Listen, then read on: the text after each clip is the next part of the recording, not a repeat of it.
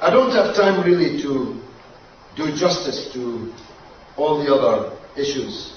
So I'd like, if I may, to deal with the first question that was raised.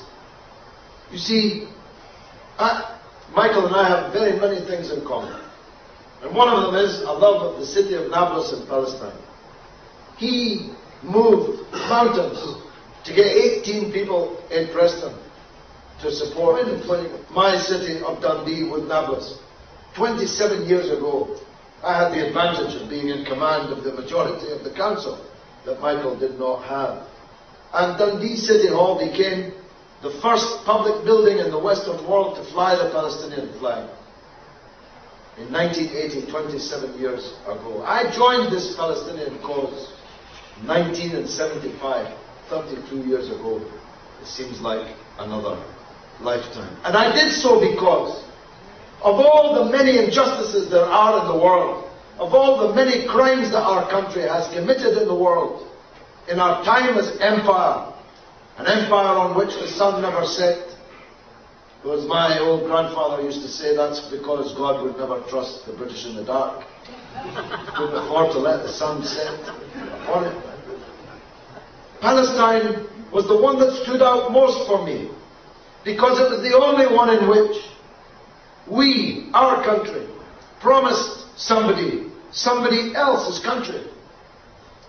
And that led, you know, we hear a lot of talk about Iran wiping people off the face of the earth, off the map.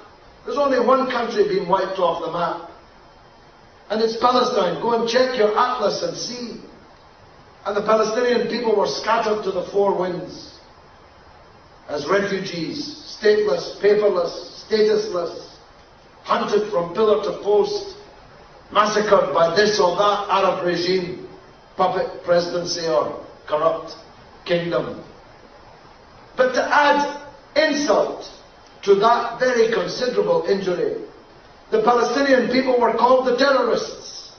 And the people who actually were the terrorists were called the victims of terrorism. It was such an Orwellian reversal of the truth that it burned in my breast as a rage which has never dimmed.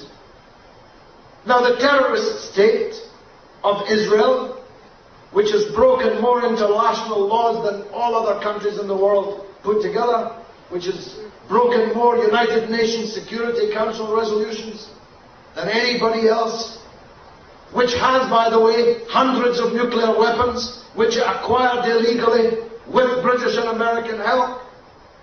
We're threatening to bomb Iran, which doesn't have a single nuclear weapon, whilst Israel is allowed to have hundreds of nuclear weapons, most of them pointed at Iran. The injustice of this is so outrageous. It surely moves the hearts of anyone with a heart if the case is put to them. You know, Israel has never been sanctioned, never been attacked, never been threatened with war by Britain or America.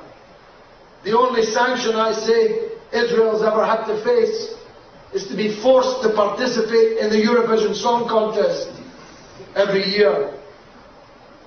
It's punishment, I know, but it hardly fits the crime. So I agree with the first question.